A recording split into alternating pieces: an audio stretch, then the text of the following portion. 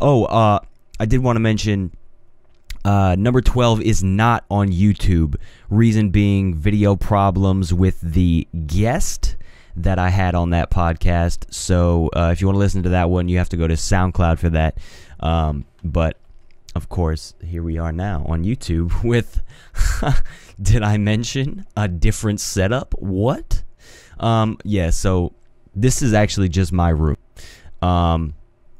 I don't normally do videos here. As you can see, that wall right there, there's a giant rectangle painted blue. I used to back in like 2012, early 2013, I'd film my videos right there. I mean, of course, this whole setup I have here is a lot different too, but yeah, I used to film my videos right there, and then I set up a whole studio in the basement, and I just started doing every video down there. For a while, I've actually been thinking about doing podcasts up in my room. Now, of course, to you SoundCloud listeners, this doesn't affect you. Well, actually, no, it does, because, well, let me tell you, part of the reason I wanted to do podcasts in my room is because I have a much better mixer that has like EQ settings and compression settings already on it, and I just think it sounds a lot better, especially for a podcast. I hope you are noticing that.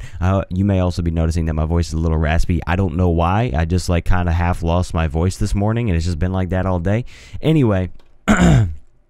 Yeah, so I've been thinking about doing it in my room for a while. Didn't know how I was gonna set it up, and I was like, where would I put a camera? Like, where would I? You know, there was a lot of like questioning, like, oh, the lighting, and I mean, even this is a little questionable because, as you saw, as I just wobbled the table, the camera moved a little bit. But I was like, I filmed a main whatever video earlier today with my GoPro, and I'm like, I never use my GoPro for like anything. It's like a $600 camera, and I never use it. It's a great camera. For the little thing it is, it's a great camera, and especially you can do views like this. If you're watching this on YouTube, this is the widest angle this camera goes. I mean, that is incredible. I'm literally a foot away from the camera and have my arms completely out, and you can my arms are in frame. That's wild. But so I set this up just to be like, oh, what if I did podcasts in here and I used my GoPro for the camera? And as soon as I set it up and saw how it looked, I have my phone right over here that has the viewfinder. As soon as I saw it, I'm like, I actually think that looks really cool.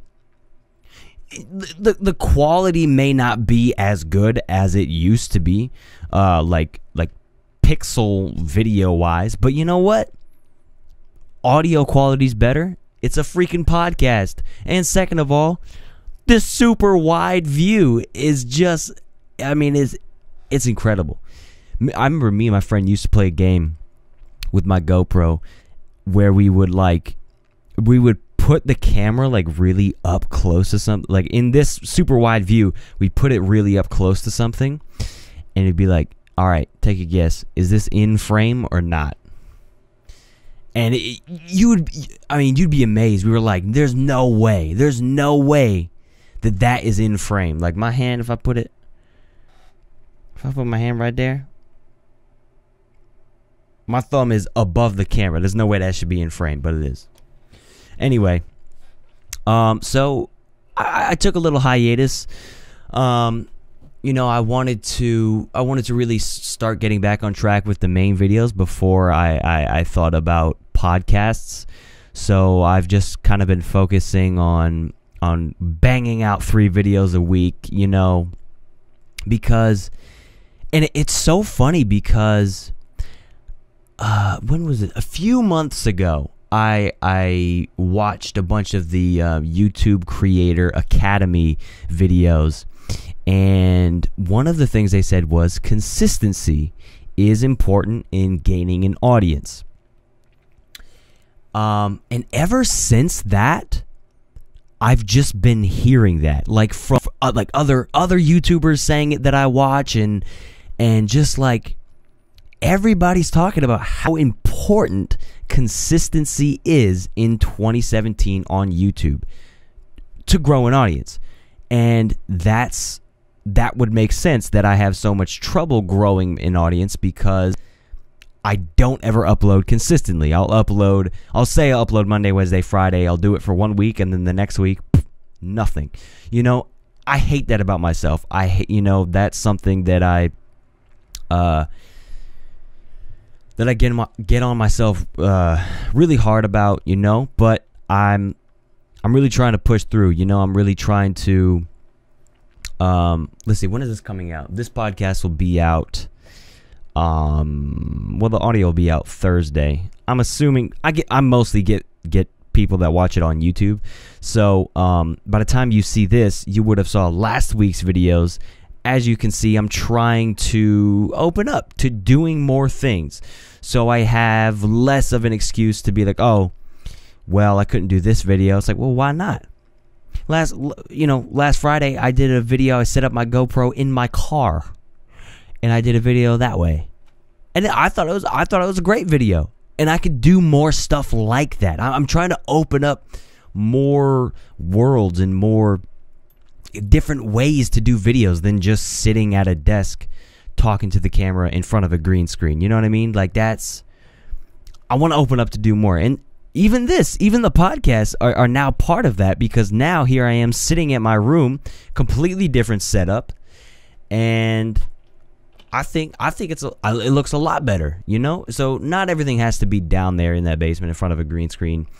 I'm actually gonna try to like limit like one video a week, and that's it, you know, if that. And hopefully this month I really want to do some like ghost hunting stuff. I know that was just kind of like a quick change of subject, but I really want to do some. The problem is I don't have a night vision camera, so that kind of sucks. But I mean, I know that you can get like a strong just flashlight and just like tape it to the top of my camera and do it that way, which I'm strongly considering, because I've always loved ghost hunting, and now that I'm opening up to trying to do more videos and more things, now's the perfect opportunity to try to do some ghost hunting videos. I think that would be really fun. I know some friends of mine want to go to some haunted places. So spoilers, I guess. Expect that. I shouldn't say expect that, but I'm hoping for it. Who knows what'll happen? Who knows how it'll go? Wow, what else did I want to talk about? I don't know. I got really excited about this new setup, and I'm like, all right, time to do a podcast, and that was it.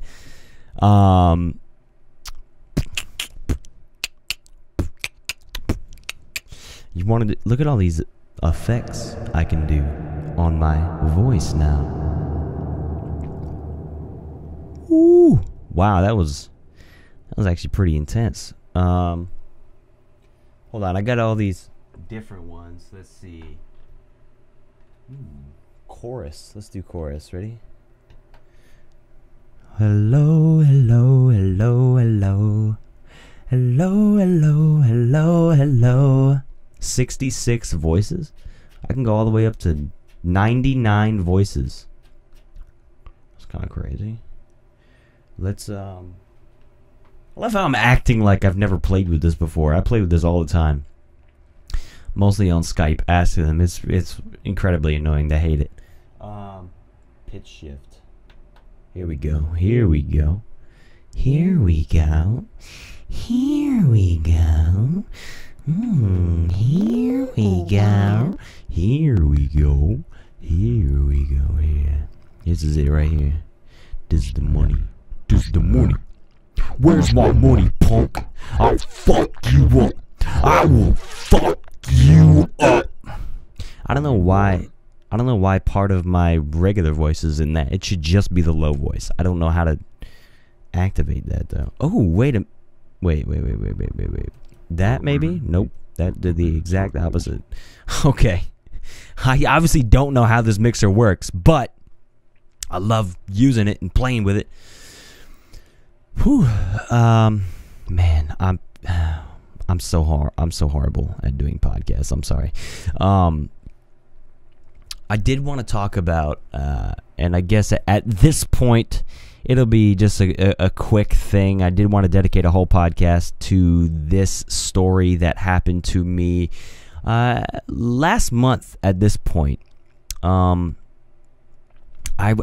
happened? I had recorded a podcast of me telling this story like downstairs when it had happened, but I don't know. I don't remember. Like, I think it was something like technical happened where I couldn't post it. So, bear with me. I haven't. It took me a while to figure out how to tell the story, and now I'm gonna have to remember. So bear with me a little bit. Okay, so my dog Gizmo. He used to be my best friend. All right, I'm not even gonna start off with that. Okay, my dog Gizmo. Last month ran away.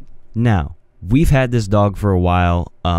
He was actually my best friend's dog before he was ours, but my best friend had gotten a new dog, and that dog attacked Gizmo, actually almost killed him. And so we were like, oh, you know what? We'll take Gizmo. And they're like, okay. And then, so since, I would say late 2012, early 2013-ish, like when I used to film my videos there, that's when we got Gizmo, to be our dog, you know. And I've known this dog since I was very little, because me and my best friend have known each other our entire lives, because our older siblings were best friends.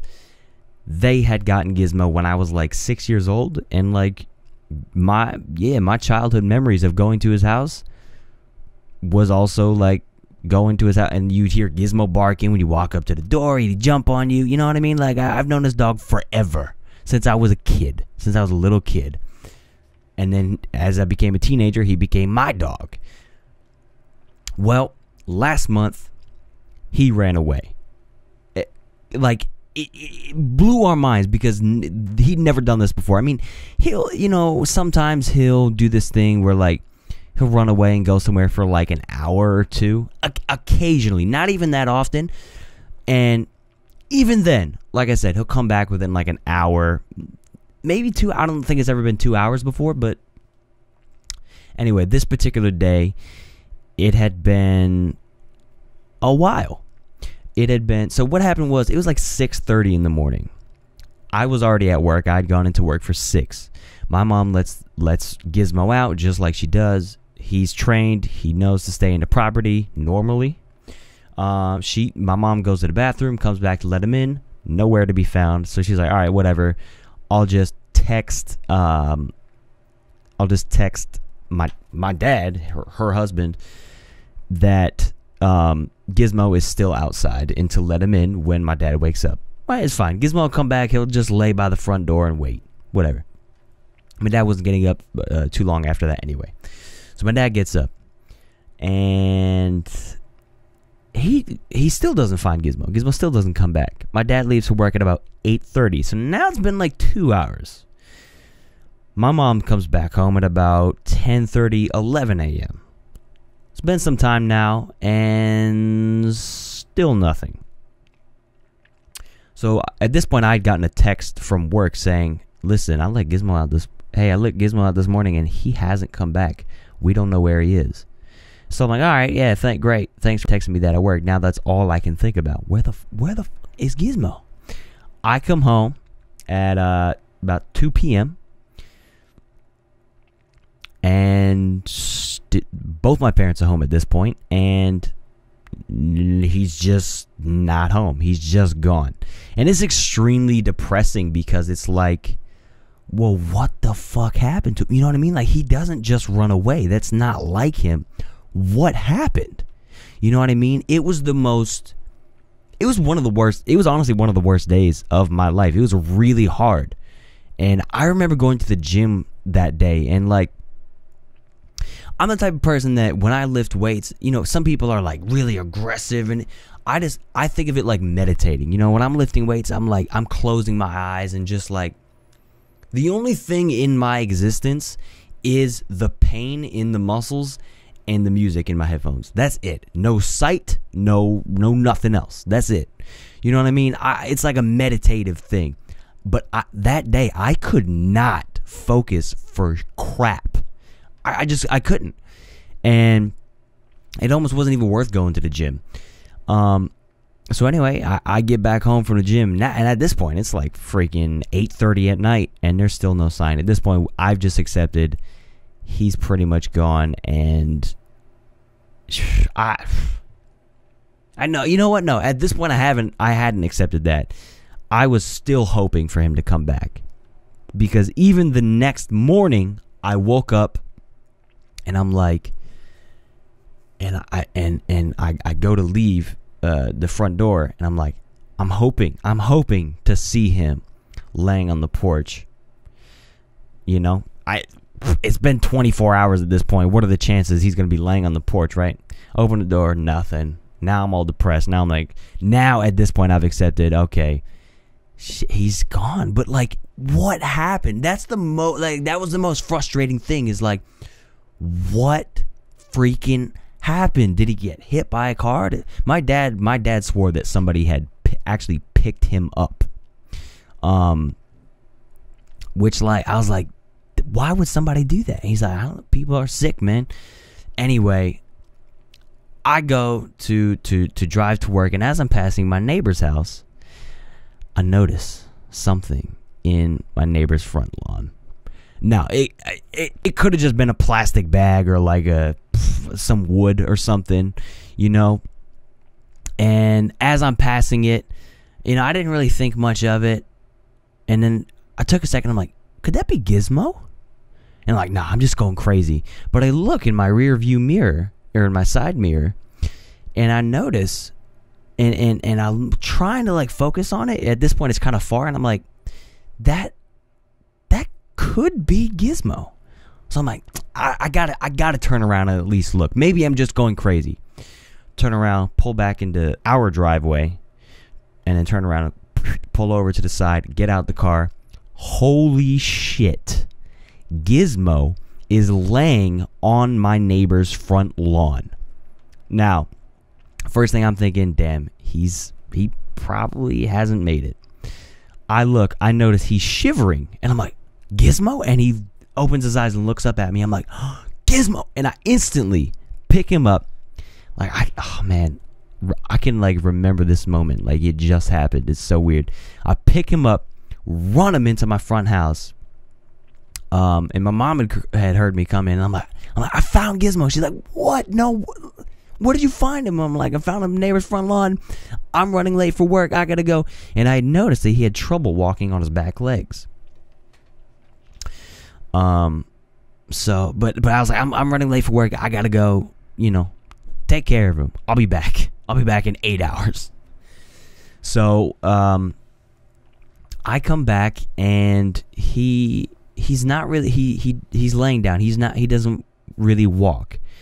We assume his back legs are broken. Maybe he got clipped by a car or something. So we take him to the vet, just to have him checked out. You know, to get x-rays and blood work done and stuff like that, it would cost a lot of extra money to do that. And at this point, we were just like, you know, they're like, well, we'll give you some medication. You don't even have to do the x-rays. We'll give you some medication. Just let him rest for a little while, see if he gets better. So we decided to do that.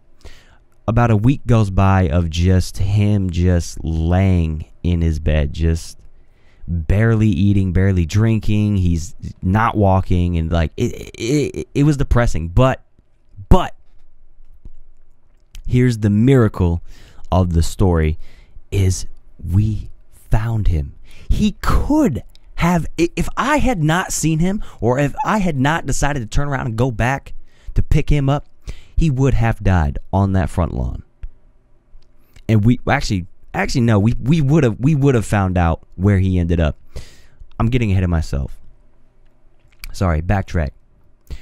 About a week of him laying in his bed. He's not walking, he's not eating, he's not drinking or anything. Take him to the vet again. This time we take him to his vet. I actually had to take him to the vet this time. My mom was at work. She called me. She's like, hey, can you take Gizmo to the vet? I'm supposed to take him today. They want him early because it's going to be busy later, and they just want to look at him. I'm like, okay, fine. Picked him up because he literally like doesn't walk at all. It was like his back legs when I first put him down in our house, like his back legs were like shaking and he could barely stand on them, and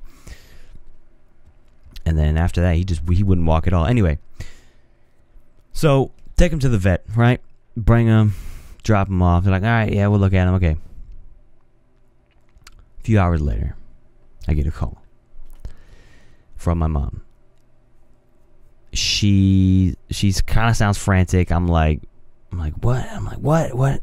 She's like, Gizmo not only has a broken leg, but has a collapsed lung.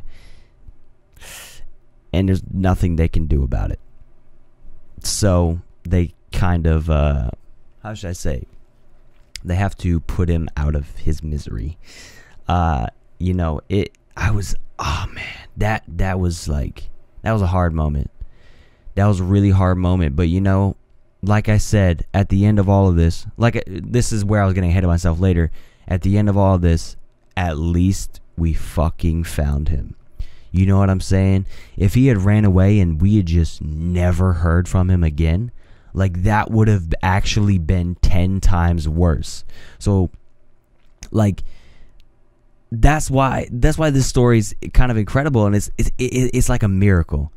You know, the fact that we were able to find him, and then you know what I mean, like, but before he, like, that's and what makes it even better is I think he ran away because he had already had a collapsed lung, and he didn't want to go through the pain anymore, so he decided that he was just going to run away.